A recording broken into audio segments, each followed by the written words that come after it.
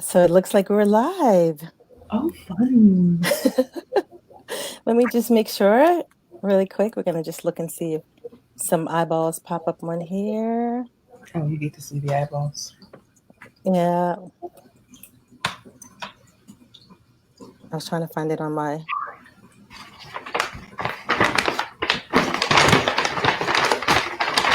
Just hold on. Let me see if it's there.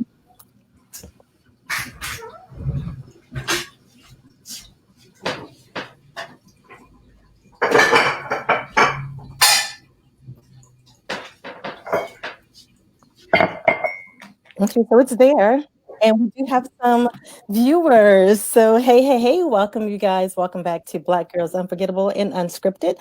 I'm your host here, and I have the privilege of introducing to some and reintroducing to others my good friend and mentor, Chinaza Duson, also known affectionately as Coach Chi. Hey, girl. Hey, girl, hey.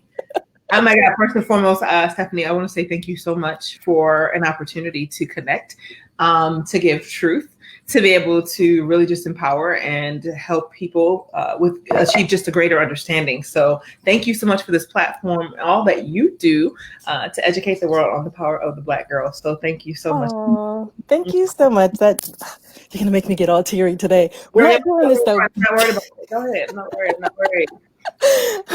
Okay, so if you don't mind, I know we did post your bio, but can you just take a couple seconds and kind of introduce yourself to everyone, please? Absolutely. My name is Coach Chi. Obviously, my name is Chinaza Duson. Born and bred all the way from Buffalo, New York. I'm an avid entrepreneur. I would say a consummate entrepreneur. People say, "What do you do?" I'm like, my hands are dipped in several pots. So I'm a real estate mogul. I've flipped over 17 projects from rehab. So I kind of have my little Joanna Gaines in my spirit.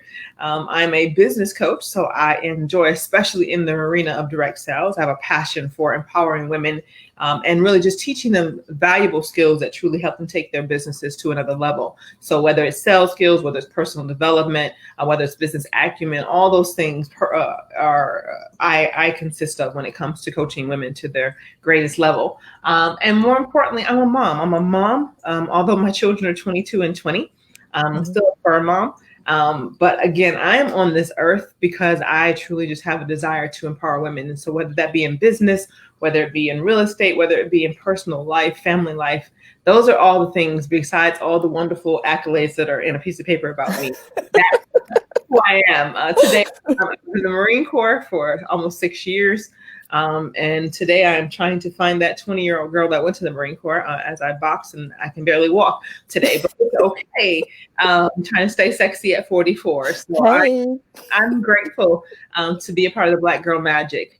I really feel like I'm a magical unicorn existing on God's green earth. So I'm grateful. That is beautiful, beautiful, beautiful. And you know what? And you're all of that. And at 43, girl, you are rocking it. Okay, who would have thought? Look at this girl. Black don't crack. Black don't crack. See, my legs wobble, wobble, no, take it. Yes, girl, I feel it. Hands up for the personal trainer. Hands up. Oh, Lord help me. Yes. So, Sydney, I heard you say that you were in the Marine Corps, right? Yes. So let me just ask you right off the bat, why the Marine Corps? Because that's like that literally that if you can pick the hardest thing to do, it's like Marines. So why the Marine Corps? I mean, you're like a girly girl. Why the Marine Corps? You know, it's funny you say that because I am a total girly girl. So let me give you the down and dirty. So when I was in my first year of college, I went to a good Jesuit school upstate New York. I had the love of my life, who was from Port-au-Prince, Haiti. Yes, it's going somewhere with the story. Get it. And I was on campus. He was at University of Buffalo. I was at Canisius, and we were all doing well. It was like romance. Like, girl, he would wine and dine me. He would send me singograms, and I worked at Ponderosa. And the highlight of my life was fried chicken and buns that were slayed with honey on them. Yeah, good stuff, right? And so one day he comes by my dorm, and I discovered that he has cheated on me. And he has gotten another woman pregnant. Yes, the key. So in my emotionally distraught state, I decided that college was no more for me. So the next day I was trying to run away. I walked directly to a recruiter's office. Now in this recruiter's office, there were 4. There was Army, Air Force, Navy, and then the Marines. And I remember catching a glimpse of an Army recruiter. And I said, which branch is the hardest? And everybody kind of peeped out their window and pointed towards the Marine Corps. I literally, that is what drove my decision to pick the Marine Corps, because I've always been up for a challenge. Right. And there are very few women in the Marines, truth be told. There's only 1 battalion of Marines, and there's 3 battalions for men. So for me, I've always been that person that said, okay, give me the hardest, because give me what they say and where they say we can't go as women. And I'm going. So on top of my emotionally distraught state, because the love of my life, like Pepe Le Pew, decided he wanted to go elsewhere, I chose the hardest. And the Marine Corps was the hardest, but it ultimately ended up giving me the greatest rewards. So that's how, true story, how I got to the Marine Corps. It's in my book, by the way. But yeah, that's how I got there. Mm-hmm. Oh, book. We have to talk about that. Remind me to circle back around to that comment. Mm-hmm. But you know, one thing I've learned about you in the time that I've known you, because I guess I met you January of last year, but we kind of really got to know each other in like July, and then from the rest is history. But you never take the shortcut. You don't know how to go like, oh, let me just take the road less travel. You're like, oh no, give it to me, send it to me. I'll pave the road and then get there. That's me. Like, go ahead, give me that concrete. Matter of fact, give me the gravel, the rocks broken down, and then roll in the concrete trucks. Come on, Thompson Concrete, roll it in. And then I'm gonna get about 10 other people to pave it over for me, and then I'm gonna walk that bad boy. So Amen.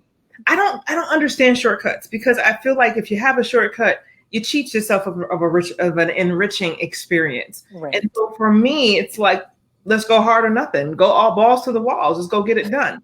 And so everyone thought I had lost my mind. Even my drill instructor was trying to figure out how the hell I ended up in the Marine Corps, because I was such a wise ass when I got to the Marine Corps. And my old rule of thumb, people say, how'd you survive boot camp? I said, well, if you were raised with my grandmother, who could cuss you about 6,000 ways, 6 ways sideways, and she had a good switch and a good belt, honey, yelling at you in boot camp was nothing. To come bring it on. Right.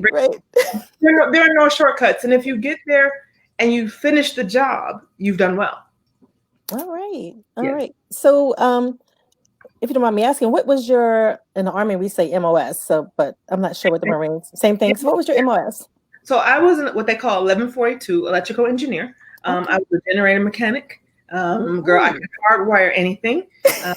So therefore, we were responsible for making sure that chow halls had light, and especially officers' chow halls. Yes, I bet. There's a lot of pranks there. Vatican's running out of power and water, depending upon where we were in the country. But yeah, I'm responsible for hardwiring anything electrical. So whether it was a hot shower in the field, whether it was a computer getting wired, whether it was electricity, or making sure you could cook in the chow hall, that's what I did.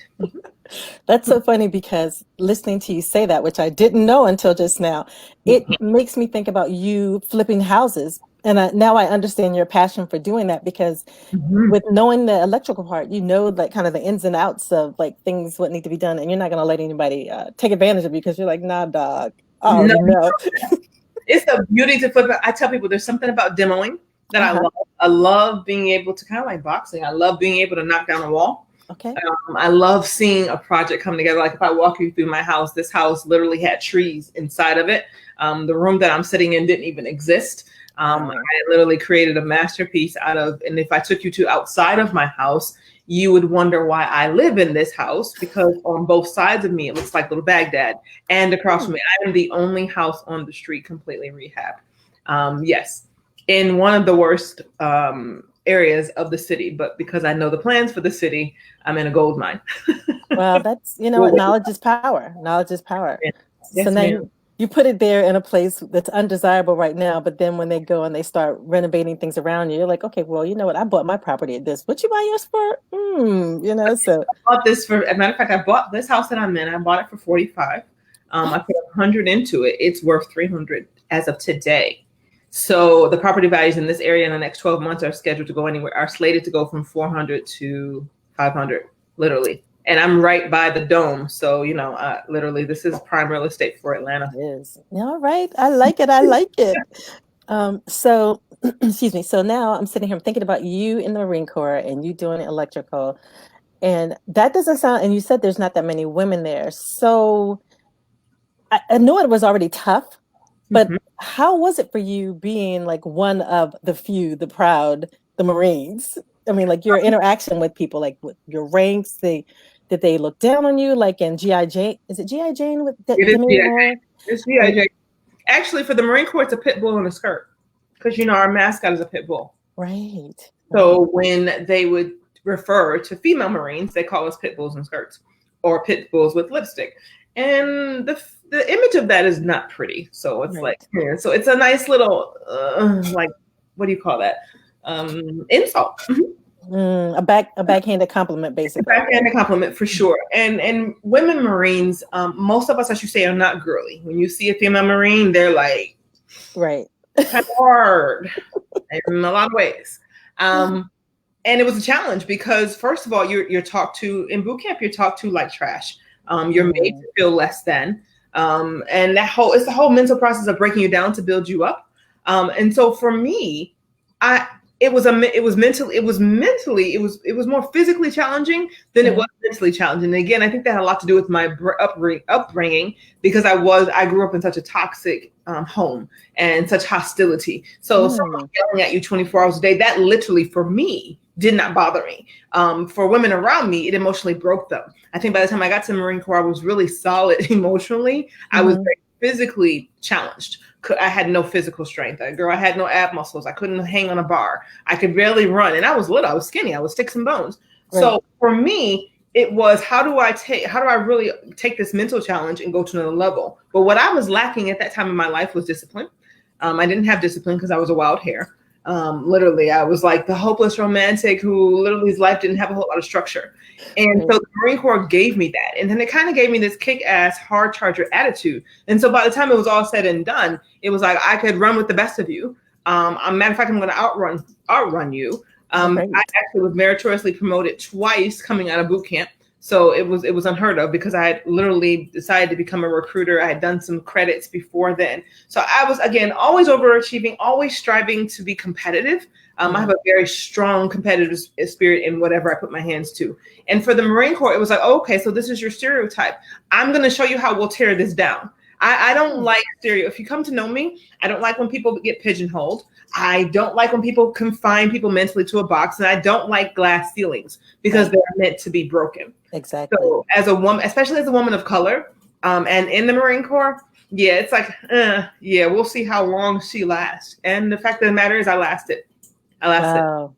That's amazing. So many times we talk about people who go into positions like just jobs and they get the jobs and the people who hired them are already saying, well, they're going to fail. I'm just going to give them the job to like meet the quota or whatever it might be. But to think that here you were up against odds and you were like, you know what? No, I'm not giving up on this. I don't have that spirit of failure. I only have the spirit of success. So I love it. I love it. You know, it's interesting you said that because I was watching, I'm sure you've probably seen, I've been watching the Uncomfortable Conversations with Oprah. And that, honestly, that's like my jam. I'm like, we need to have, and you and I talked about this before, we need to have more uncomfortable conversations in all areas. But of course, I was listening to it last night. And one of the things that one of the speakers was saying is that when it comes to corporate America, there is like some people will hire you. A Black woman being hired oftentimes is hired to fit a quota before she is hired because of her expertise. Exactly. Or she's hired for her expertise, but there is a stigma that already limits her from the time she gets in the door saying, yeah, we'll let you go here, but you can't go here because we're not sure how you're going to conform there. As a matter of fact, we don't even want you there. We just want to be able to say we have you. We like you, but we don't love you. You meet the EEOC requirement. That's a whole nother conversation. Yeah. You know what? And we'll have to have you on again so we can really break that down because you do have that. And ironically, today is equal gender pay day. So you think about that. We don't get paid. We as women, not just Black, just women. You know, when we look at our counterparts for what we do, we really have to do a better job of protesting. Kind of balls to the walls. This is what I'm worth. If you pay the man that does my job $215,000, run me my check because I'm worth all of that. Right. And if I could live in mud and water and shoot bullets and bury our soldiers at the same time, put my family's life in line and sacrifice my life for my country, there's no reason why you should treat me any different. I can do just as, what do you say? I can do better. I am that poster of the woman in the bonnet. You've seen her, right? Yeah, that with the little yes, the blue one with the tip. Yes, that's totally. I love it. I love it. So let me ask you. if you were to take one lesson that you learned in the Marine Corps and apply it today, or that has changed your life, what would you say that lesson was that you carry with you? I want to say the modus operandi of the Marine Corps is always faithful. I think that whatever you commit yourself to, whether it's a friendship, whether it's business, whether it's a goal, the one person that you can't give up on is yourself. You have to always remain faithful to the why you got started, to yourself internally, and to those that depend upon you. So being faithful, where I come from, we call it loyal. Remain loyal. That when we talk about the Marine Corps, it's a brotherhood / sisterhood. And that's why the motto is once a Marine, always a Marine. Because if you go through all of that to get what we call the blood stripe, then you're always going to be a Marine. It's never a conversation of, I was once, I'm a former Army sergeant. No, I'm a Marine. I'm a U.S. Marine, and I'm always going to be a Marine. I'm always going to be faithful to the very thing that I started, the very thing that until I finish it. So loyalty and faithfulness to the why is really one of the things that I took away. And the blood stripe can never be removed from it, meaning that I'm going to be faithful to the day I die. I love that. So you said a lot of stuff that when you were talking about always being a Marine, and and that like the sisterhood and the brotherhood with that, it immediately made me think about fraternities and sororities, because first of all, I mean, I'm not saying it's the same as far as like what you go through, but I'm saying like you go through the struggle to become like a soror or to be a fraternity brother. And so you're always that. I mean, that bond, that sisterhood, that brotherhood is always there. So it was just, when you said that, it just popped into my head. And I was like, wow, so the Marine kind of has their own little, thing going on there. It is. And it's funny because I can spot a jarhead a mile away. I can spot a devil dog a mile away. And it's something about that Eagle Globe and Acre. It's a pride, right? And if you, like I said, you went through, X amount of weeks to earn that blood stripe, to be pinned with that Eagle Globe and Acre. You earn that. And I feel like I take those disciplines into every area of my life. I'm going to have to earn that stripe. Right. But once I earn it, baby, you can't take it from me. Yes. That's remaining loyal and remaining faithful. Those are principles that are forever etched in me. I love that. Yes, so you were saying that you can identify a Marine anywhere. Honestly, I mean, I'm an Army girl, did my little Army time and the whole nine.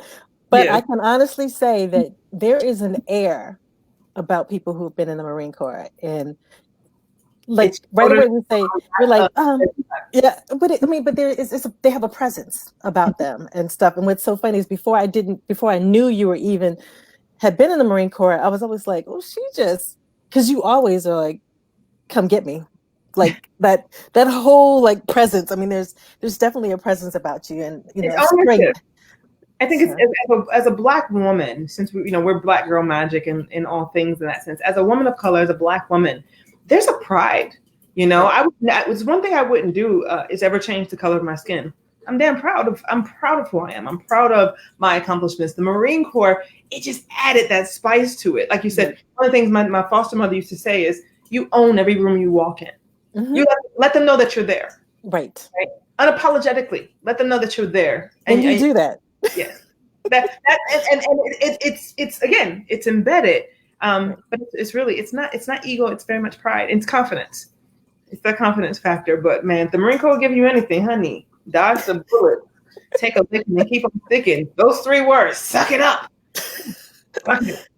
Yeah. Oh my goodness. Blood, sweat, and tears, huh? You already know. Yes, ma'am. You already know. So I'm gonna just kind of like move on a little bit, because I know being what do we call it? Soldiers are sharing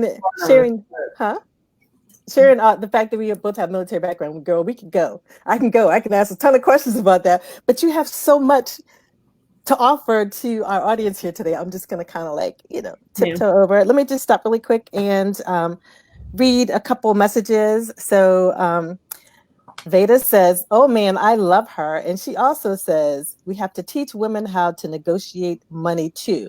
Talking about, so, and I don't know if you saw last week, but Veda was... Walk away. I didn't. It's okay to walk away. If someone is not willing to give you your worth, honey, walk. So there's an emotional connection to, oh my God, I don't know if they'll give it to me. Well, that's not your customer. That's not your client. That's not who you deal with. If you can't pay me what I'm worth, I'm going to keep going until I either build the empire to get it, or we can walk away. You got to be okay with walking away. Ooh, yes, walk. That's a lesson in itself, Steph. Walk away. I got you. I understand. Walk away. Because the moment you settle, Uh-huh. that audience will continue to offer that to every person that comes after you. And so the bar will have never been raised. So no, you walk away. Right. So all of this takes me to, you talk about entrepreneurship and leadership in direct sales, right? Yeah. So honestly, I have to tell you, so when I was talking with different people, some of the words that came to mind in regards to you were visionary, motivational, real talk, and sharing experiences, right? So hold on, kind of lost my place here. So with earning such a respectable reputation, which does not come easy, what are some things and some struggles or stumbling blocks that you've had to hurdle through? Because you definitely rank with, like, when we're looking, you are amongst the women, Black women, that got that kind of power. So, your reputation is huge. You say your name, you say Coach Chi, and people are like, oh, you know her? Yeah, I know her. Not just in our previous work experience, but I mean, like, you've definitely made a name for yourself. So what are some of the struggles? Because I could not have been easy to get there. Rejection, right? Not people wanting you to fit into a mold, right? Dumbing down yourself so that you don't appear. I had to get over that, because initially it was, oh, you don't want to show them all those skill sets. You ever been interviewed for a job and get the word of, girl, you're overqualified. What the hell? Yes. I'm qualified. Qualified, but I have too many qualifications. Qualified, but I have too much. Wait a minute. And so you start to dumb down yourself to get into a position where you think, okay, I'll just dumb it down so I can get into this position, so then I can work my way back up. But the reality of it is, when you the rejection and the subjection to what other people want you to be, that's been some of my biggest challenges. Because what I've understood is that identity theft is real. And I speak of identity theft in terms of trying to put on someone else's persona of who they think you should be, instead of walking into who you rightfully are. Right. And that's when identity theft creeps in. You're like, oh, I got to be her. Okay, let me go ahead and silk my hair out. Let me go ahead and put on this 50-inch weave. Let me look the part. Right. Matter of fact, let me make sure my resume doesn't say Chinaza, because if they look at my name on a resume, I might not get the job. Right. So let me say I am this, aka this. No, I had to learn, and I had to learn the hard way, how to just say, it's okay to be me. Today I'm going to have red hair. Tomorrow I'm going to have an afro. You know what? But I'm still strong and I'm still solid. Can you drink that water? I'm still strong. I'm still solid in who I am. I'm still bold. I'm still courageous. So my biggest piece was the rejection from people who didn't want to take the time to understand what value I brought to the table. Me having to consistently sell myself, instead of people just looking at me for face value and saying, this is who she is. This is what she brings to the table. So when you overcome the rejection and what I refer to as the subjection, those were the two biggest things for me in everything. Not feeling like good enough. I didn't fit into this mode. I didn't know if I fit in this world. Maybe I should go and try to do this. Maybe I should just have a good administrative job versus being an engineer. It's like all these different things that society tries to make you feel you're not enough. Right. And the moment I learned that I was enough. Right.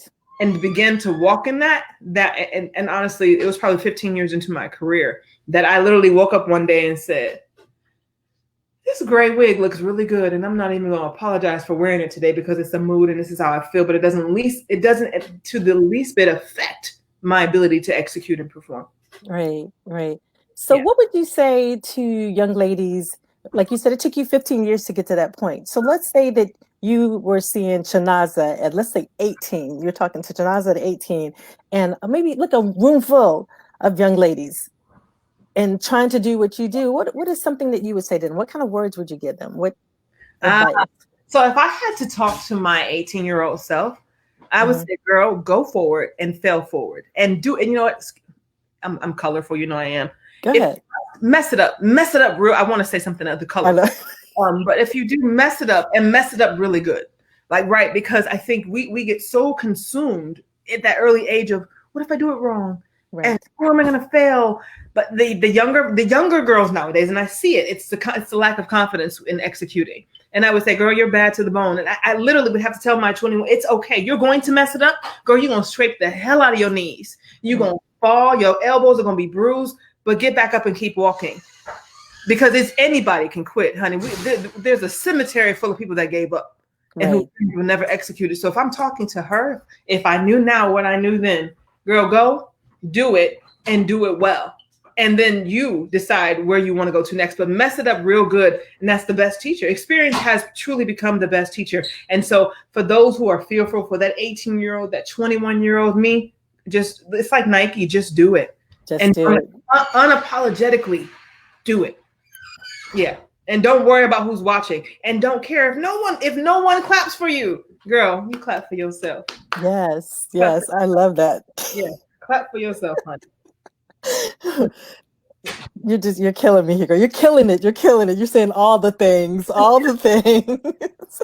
I mean, we could probably take a couple of hours with this, but I mean, I to your point, I was the girl that hated girls. I think you might have heard me say this in one time. I was the girl that I was a tomboy, right? Obviously, believe it or not.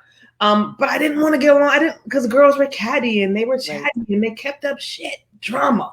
And now here I am, 20 years later, and my life calling is to help that woman see herself where she should be. So let me ask you this.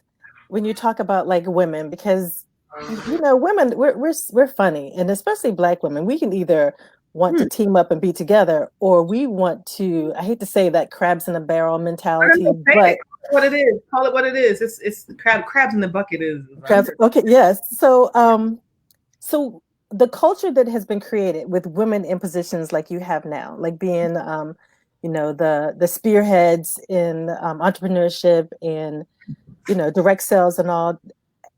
Since there's so few women of color there, is it a culture of like Black girl magic, or is it, oh, look, she thinks she's this or she thinks she's that? So let's talk about that group first, and then let's talk about across the board. But with women of color, what have you seen?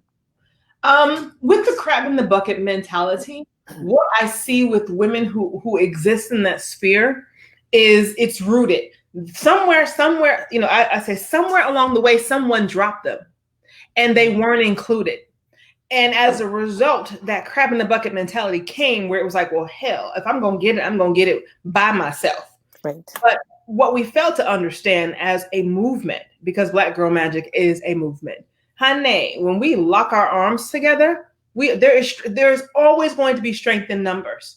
Right. And I can't tell you, every time I get a chance to promote a Black woman in business, I do. I was working out today, and my trainer was like, oh, I got to get my girlfriend some workout clothes. And I love the fits that you're wearing. I'm like, well, let me tell you something. This outfit that I have on right here is $190. It's Nike, right? But you can go over here to the Body Envy, where my Black girl, Halani, owns it. She did $100,000 in 4 months. And you can get a same outfit, just as comfortable, sexy with swag for $60.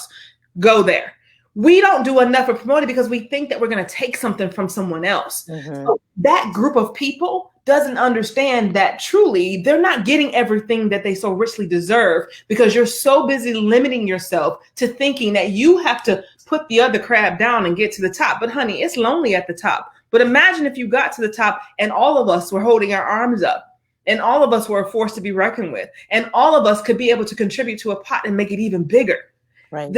So the spirit of that group, because I've been a part of that group where it's like, I'm not going to tell you nothing. Oh, girl, if I tell her everything that's in my toolkit, she's going to take my box and run.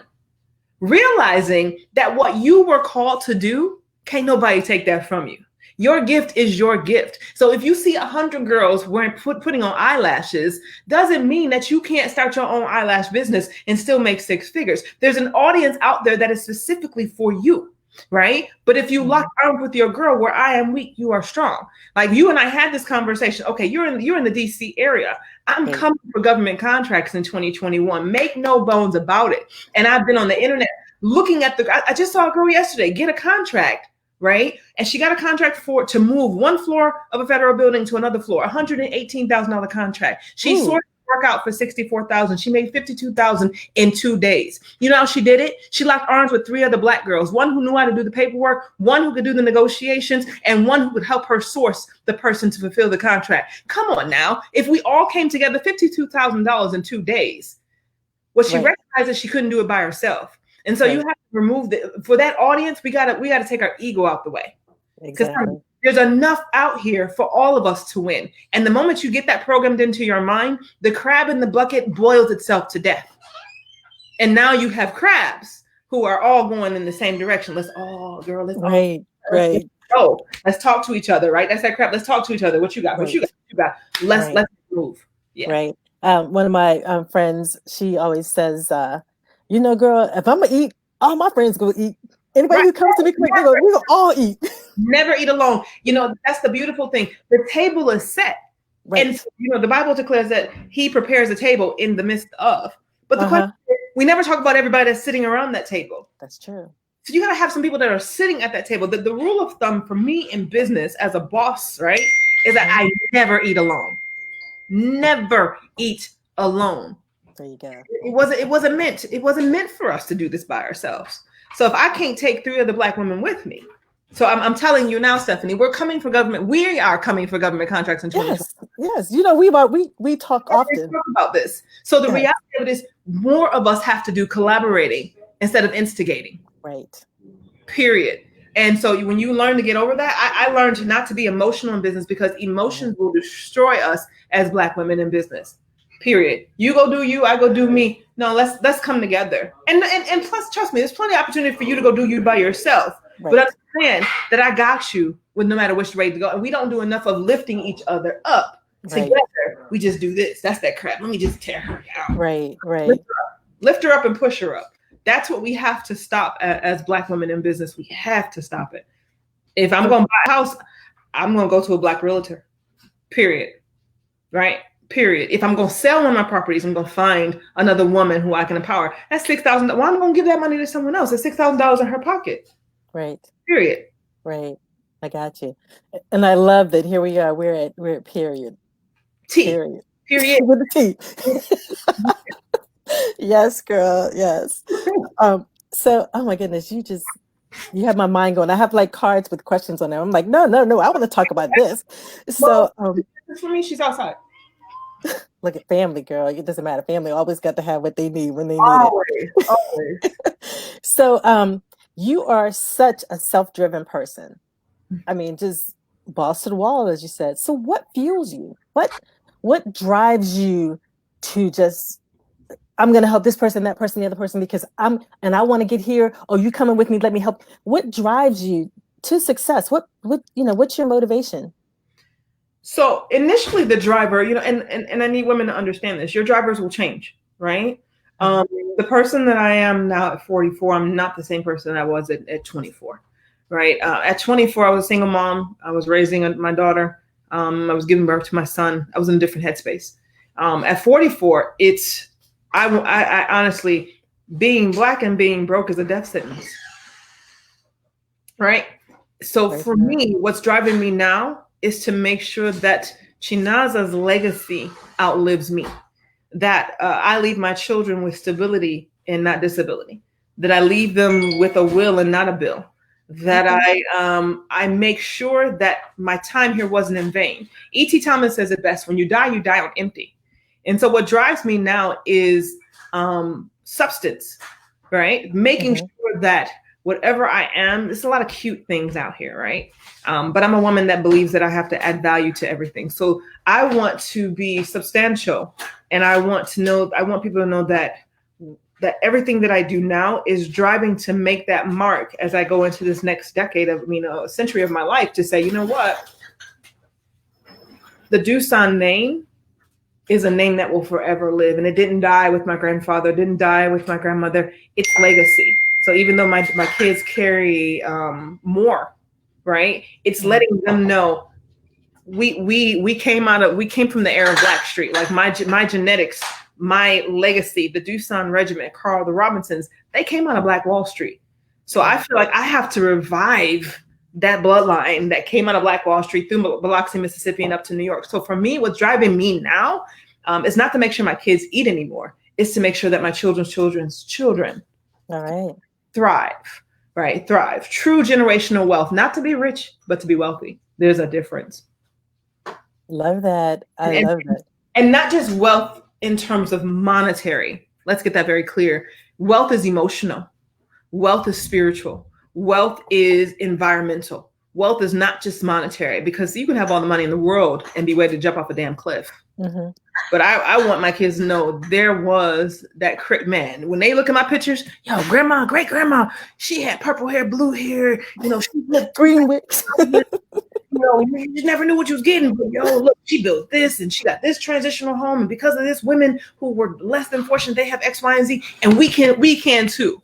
Right. The problem with the Black community is that there's not enough examples of what we can do. Right. So we're out here trying to mimic things that we can't mimic.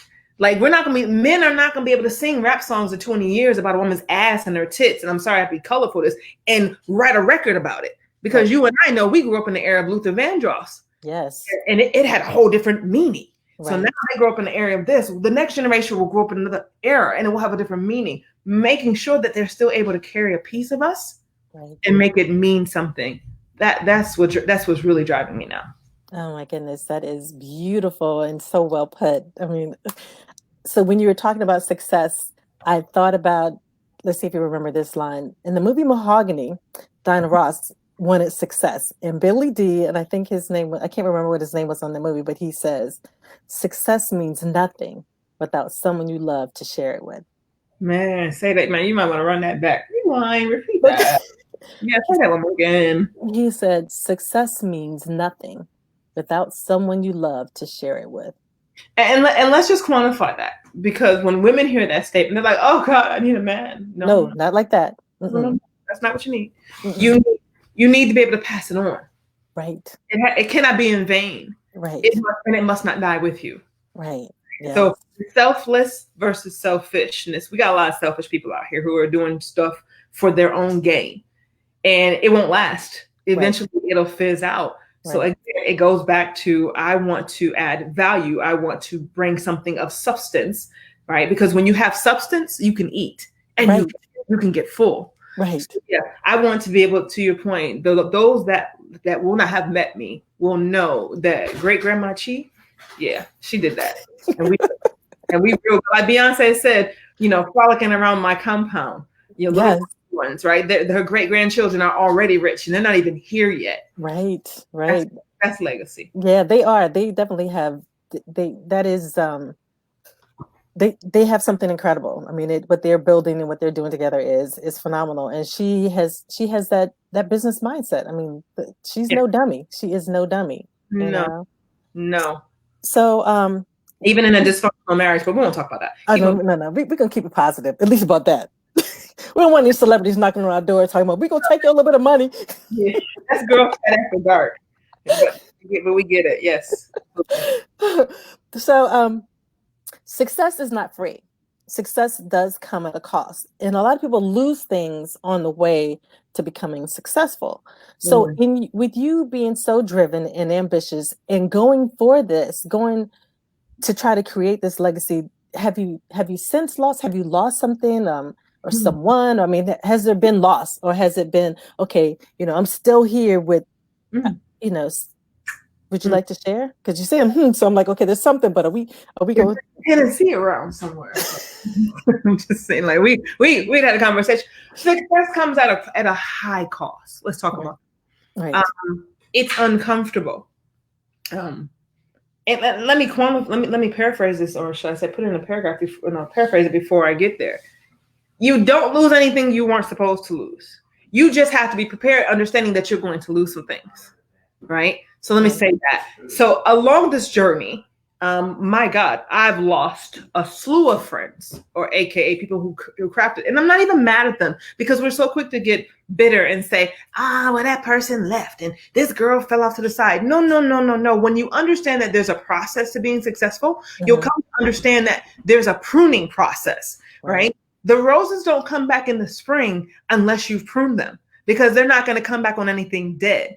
Fruit's Right. not going to grow on the end of a tree unless you cut off its limbs so that it can grow back healthy. And understanding that everything that you lost along the way was designed to make you stronger for the next phase. And so Right. success comes in phases and it has this process. But yes, I have lost money. I have lost time. I've lost relationships. I've been rejected by friends. I've lost lovers. I've lost confidants.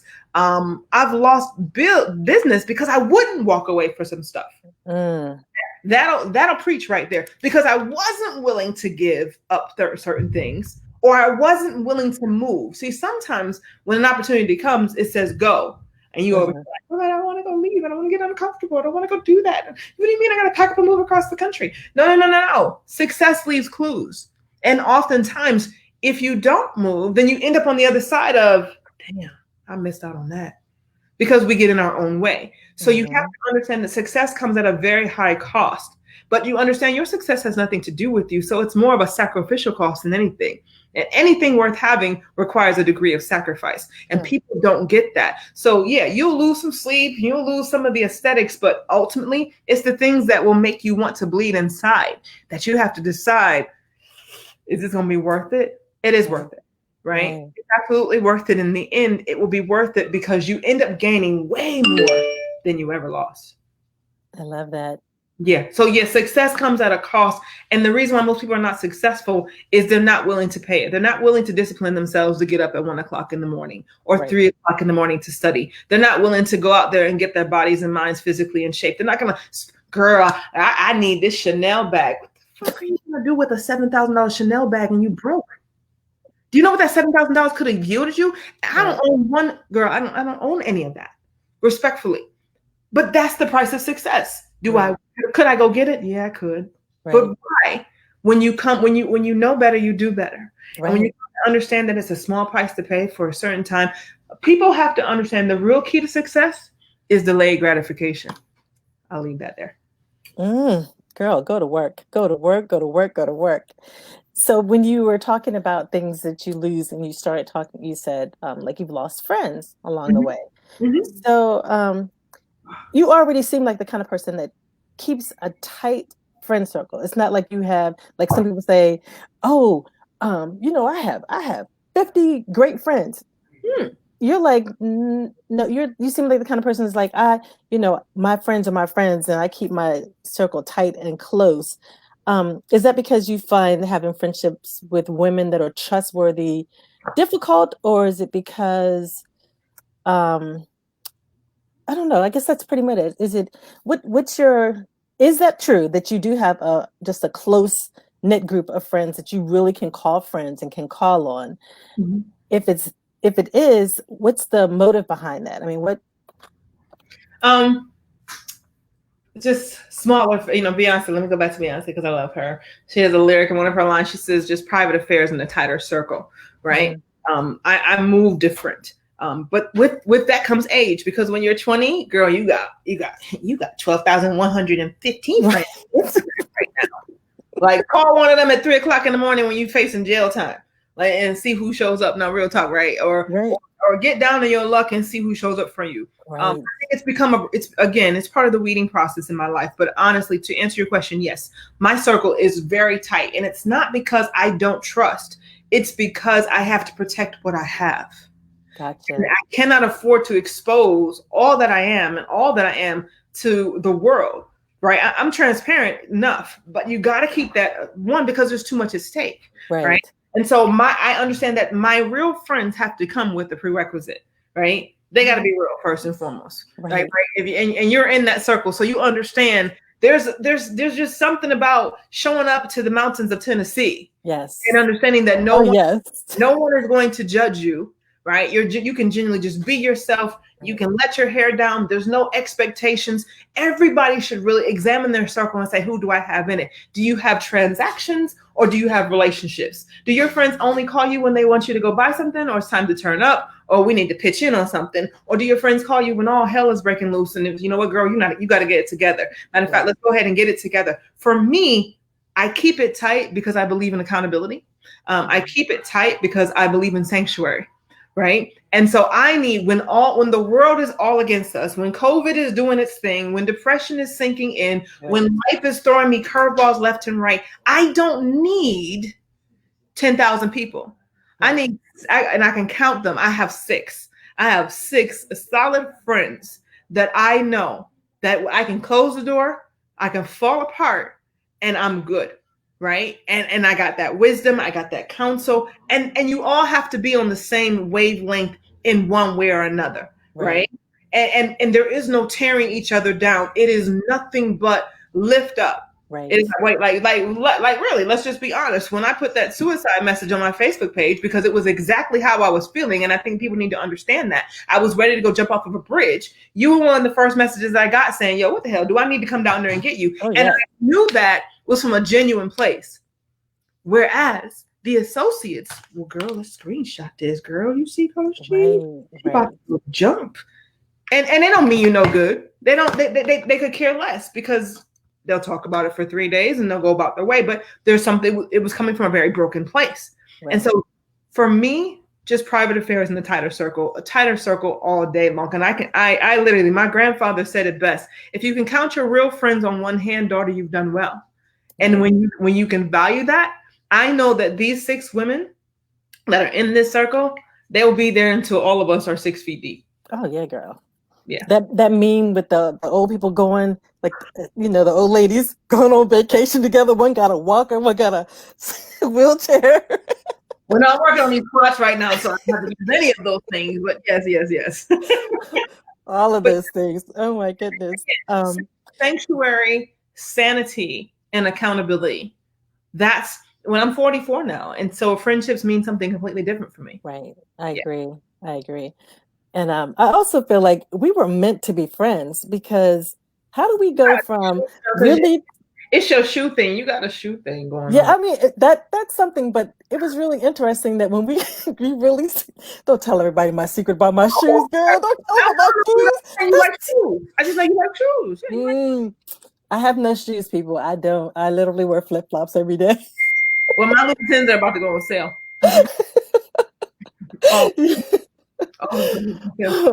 But I say we were meant to be friends because when we started hanging out, like really hanging out in July of last year, we went from hanging out July of last year to like all of a sudden taking a look at our friend group. Yeah, that part. And how small the world was. I was like, wait a minute. How am I up here in Maryland and you down there in hot Atlanta? And that one friend that we mutually know goes back to when I was 19. Like, yeah, and that's your good friend. That's your good friend. And look, the world is so small. And when you call me, it's like, do you know? And you remember my face? I was like, I know, right? Right. But then it moved on, because as we were looking through, then it was others, and you were like, well, what do you know? Yeah, those others. I forgot about those. Yeah, those others with the same polo shirts and Gucci shoes with big bellies. Yes, we know those. Yes, we know those. Yes. Yeah, shout out to those. Yes. Girl, stop. Those are not coincidences. I think those are things that solidify it. And you happen to be my celestial sister too, girl. Geminis, we go hard for each other, I mean, I'm the good side today, so yeah. I'm the happy side over here. Yes. And when I bring up the other side, you'll see her soon. She's out there. Yes, Gemini. Geminis are just Gemini women. When we overcome the stigmatism of what people say we are and truly exist in our beautiful creativity of who we are, like, we're bad. The fact that there's multiple sides of us and we can flow in them, girl, beautiful people. Yeah, I know. And they don't want to meet the other side. No one wants to meet the other side. But when she is called upon, she will answer. And compose. She will read. Look, give me some water so that I can quench myself. Exactly. Yeah. So let me just ask you. I know you, and I know the type of person you are, and you're not one to sit idle for anything very long. So I know that you're a giver. I know that you, it's so funny, all my friends that I've had on here recently are philanthropists. I know that you are a community outreach person. I actually remember, I guess it was Thanksgiving last year when you went and bought all those cheeseburgers to hand out. We got to feed the homeless. Right. Mhm. So, what kind of projects are you working on, or is it? I mean, yeah, give me some. Give me spill the tea, girl. What kind of projects are you working on? Okay, so you just used the magical word. So shout out to all your philanthropists that are listening.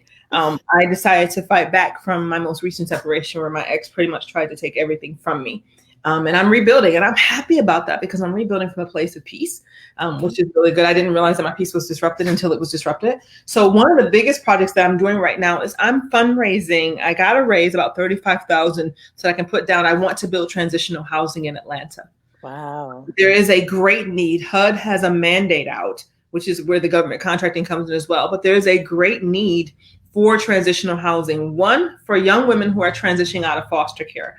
And me, I'm a former foster child. So that hits very near and dear to me. I thank God if it wasn't for my foster parents being invested in real estate, I would have been homeless when the system aged me out and emancipated me. So Mm, be able to build transitional housing. There's a lot of land in Atlanta. There's a lot of places that you can acquire property. There, I even have a hard money lender who's lined up to give me the remaining of what I would need. So one of my goals for to close out 2020 is to raise the $35,000 that I need to put down on a building that is multiple units and begin to start the process of building transitional housing for young women who are transferring either A, out of foster care, or B, out of the correctional system. So there's a wow. great need for that. So that's Brown Girl Holdings. That's the name of my company. I've been in real estate now for 3.5 years. That's one of my first projects. I'm also writing my new book called Naked and Unafraid, which is why I am in the gym getting killed and unafraid. But literally, yeah, Naked and Afraid, it's literally key the words to live by, but I'm Mm, telling them very creative. I'm telling a story very creatively, kind of what my journey has been these last 5 years as an add-on to the first book, which was She Speaks. I wrote that over 5 years ago. I followed up by Broken Crayon Still Color, reminding us women, period, that just because you've gone through some things, you've never lost your magic. Like a crayon, you can break it in half, but it's still going right. to color red, right? It's still going to do what it does. And now Naked Unafraid is just like, you know what? You've been hurt, you've been scarred, you've been bruised. Let me give you, I've got called my 10 words of magic through this book. And I'm going to tell this very illustrative story that will allow you to just say, you know what? Just be who you are. Take off the falseness, not the lashes, honey. We all need the lashes. But take off that fake persona that you put on for the world and Right. go at it naked. Just go bold, right? There's something about a woman in nude who has zero fucks to give. I had to say that real low. And I forgive got me, you. anybody who's offended, but I have to give it to you how I feel because we don't move forward because we of fear. We don't Right. go and just go get it because we're afraid. We're afraid of what you might think. What Right. will they say? What if I Right. fail? So Naked and Unafraid is my oratorical project, if you will, for the closeout 2020. And then obviously I'm still a government contracting, obviously, just taking my skills as a disabled vet and really just, again, as an entrepreneur, this season of my life is about identifying opportunities where I can educate and empower other people and employ other people Right. to let the legacy carry itself. So yeah, I cannot, obviously, when I'm dead and gone, there's got to be people that, like Mary Kay, they've got to remember, that company, what it stood for and the opportunities that it yielded to people. So I want to give people an opportunity in this next season of my life. A lot of Outstanding. opportunities. Yeah. So I would like you to do something here. Since you were talking about trying to raise the money for Mm-hmm. the transitional housing for young ladies, when Mm-hmm. we are done, if you either shoot me a text or comment in the comments, if you have a GoFundMe page or if you have a page Mm-hmm. where you're raising money, please put the information there for those that are viewing and are willing and wanting to And every support. penny counts. Every penny counts. The beautiful thing. Every dime counts. Outstanding. We're finalizing our 501c3 now. So, willing to give people that opportunity to go back and hopefully we'll get it before the year is out. So that way those contributions can still be deemed tax deductible. Gotcha. Gotcha. Okay, so I appreciate you being on here so much, but I can't leave you without doing the infamous pivot questions, made Who? famous pivot questions. They're the questions that were made famous by Bernard Pivot, which was a French book talk show host, and then again later by the late James Lipton, who was the host of Inside the Actors Studio. Hmm. So it's 10 questions. Uh-oh. And You didn't girl, hear about this girl. Okay, come on. so this is again unscripted, so you can, be yourself, say what it is. So Okay. here it goes. First one. What's your favorite word? Fuck. Okay.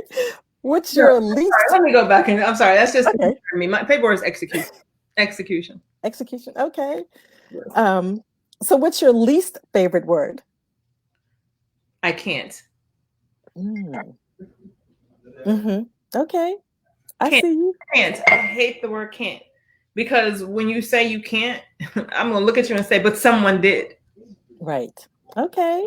Hate can't. No excuses. That's None what you are. No is none. Excuses are tools of incompetence, monuments of nothingness, and those who use them. Oh, I'm sorry, going into that Delta Sigma. Okay. So what turns you on? Ooh. Ooh. Wait, what are we talking about here? Is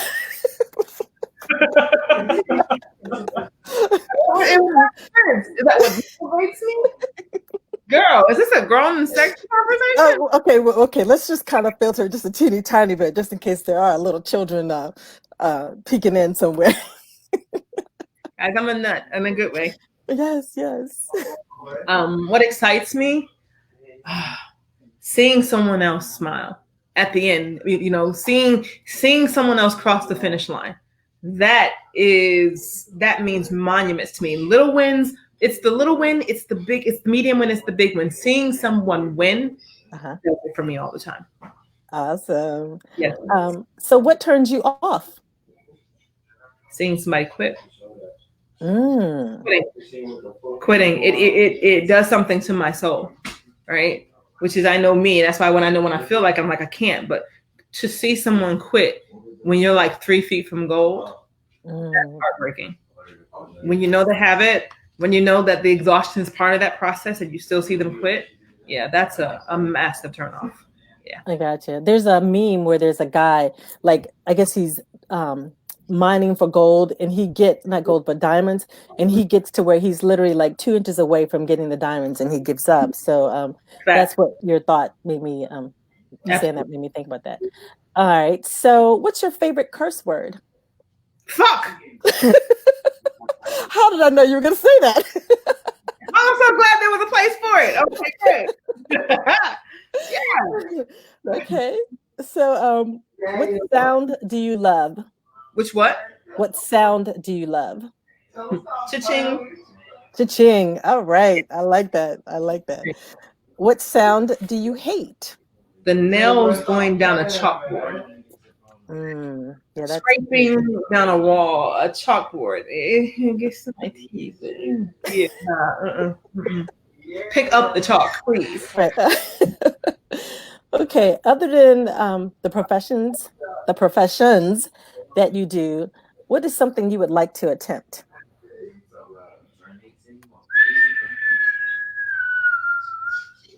What's something I would like to attempt? Wow, because I want to do so much. I think my biggest goal is I want to build one of the biggest Black-owned development companies, woman-owned, the largest women minority-owned development company. Period. Yeah, Wow. that is my pinnacle. Period. Yeah. That's my goal-driven Coach Chi coming Yeah. out, shining bright. Yes, that honestly, that is my goal because I know with that I would have touched so many lives on so many levels. Yeah, trust me, Right. having been homeless twice and destituted because of my decisions, I understand what it means just as something as simple as to have a roof over your head. And not only just a roof, but a nice, clean roof. I don't like slumlords, FYI. So what profession would you not like to do? Oh, I don't ever want to be a janitor. Yeah, I can't do toilets. I mean, I'm in a house. I got 7 boys in this house. And yeah, I have to clean my own house. But like the sewage. Mm-hmm. Yeah, anything that deals like I tip my guy that picks up my trash every week because it takes a special soul to have to deal with all day. Right. Gotcha. Mm-hmm. Gotcha. Okay. And finally, if heaven exists, What would you like to hear God say when you arrive at the pearly gates? Girl, you was bad to the bone. Come on in here. I love it. Faithful servant, but I need God to Jesus. Go ahead, put some swag on it. Holla at you, girl. Yes, yes. Go ahead, holla at your girl. Yeah. I would expect nothing less from you, nothing at all. Extra, yes, honey. Well done, girl. Come on in. Yes. All right, I love it. I love it. I love it. So, here we go. Thank you again for coming on and spending this hour with us and being unscripted and naked, just just giving all the truth. Yes. Yes, man. Naked and unafraid. I'm so grateful for your platform. Thank you for extending the invite and for allowing my voice to be heard. And I pray that something that I've said will inspire someone to be greater than where they are. Oh, I'm sure it will. Will you be blessed, my sister, and keep doing what you're doing. And yes, I'm following you. I am following you. Okay. You're part of the setup, right? You're part of the process. Well, thank you, ma'am. Thank you. And thank you guys for tuning in. Absolutely. Have a great evening. Love you.